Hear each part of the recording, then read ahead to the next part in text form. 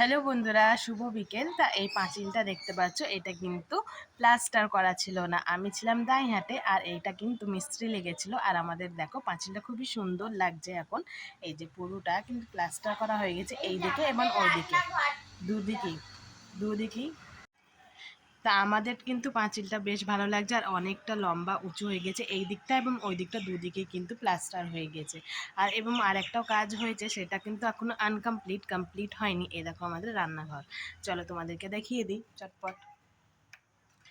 এই যে এই রান্নাঘরে কিন্তু আমি ভিডিও করি যে রান্নার। এই যে এইখানটা দেখতে পাচ্ছ তোমরা, এইখানে কিন্তু পার্টিশন দিয়ে যেটা আছে সেইটা কিন্তু এইখানে ছিল নিচু, আর ছিল এইখানে কাঠের রান্না করার। তা এই দেখো একদম একই লেভেলে করে নেওয়া হয়েছে, এবং এইটা এখন কাজ চলবে। এগুলো প্লাস্টার হয়ে সুন্দর করে রান্নাঘর হবে। তা তোমাদের কেমন লাগছে অবশ্যই কিন্তু জানিও। Bye bye.